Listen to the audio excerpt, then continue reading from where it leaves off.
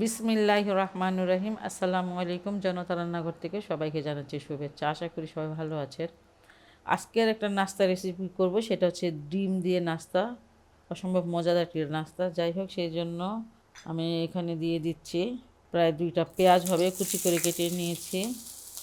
কিছুটা তেল দিয়েছি, অবশ্য সেটা তো বলা হয়নি।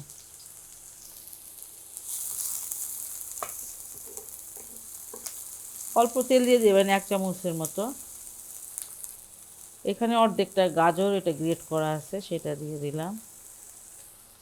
স্বাদ মতন লবণ, এখানে আধা চামচের মতন লবণ হবে।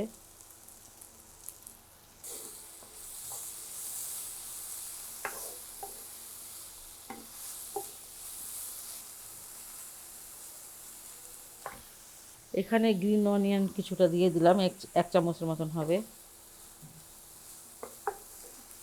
বাস, এটা ভাজা হয়ে গেল। এটা নামিয়ে নিচ্ছি। অনেক বেশি ভাজতে হবে না, একটু সটে করে নিলেই হবে। এখানে একটা মিক্সিং বোল নিয়ে নিয়েছি, আর নিয়ে নিব 3টা ডিম। আধা চামচ লবণ নিয়েছিলাম, তখন ওই সবজিটাতে আমি দিয়েছি কিছুটা, আর এখানে দিয়ে দিলাম আধা চামচ ব্ল্যাক পেপার।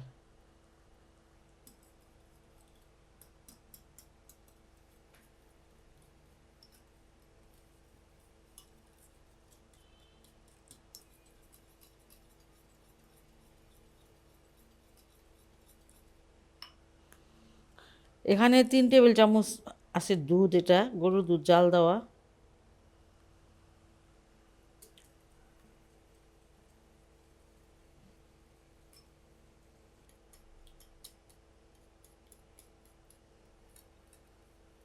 সব কিছু ভালো করে মিশিয়ে নিয়েছি।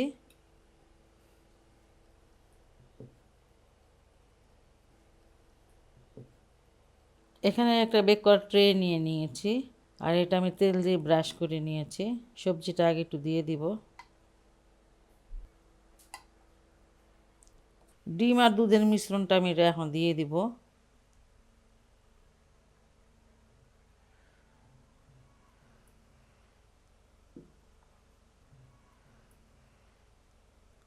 এখানে আমি কিছুটা চিজ গ্রেট করে নিয়েছি, সেটা দিয়ে দিব। পছন্দ মতন দিবেন চিজটা।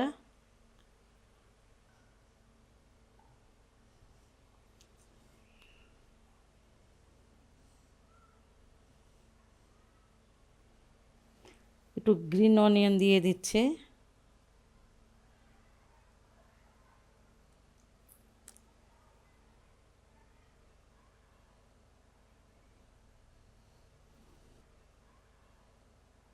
আমি এখন এটাকে বেক করতে দিয়ে দিব 180 ডিগ্রি সেলসিয়াসে 20 মিনিটের জন্য দিব বেক করতে। আর ওভেনটাকে আমি প্রিহিট করে রেখেছিলাম 20 মিনিটের জন্য।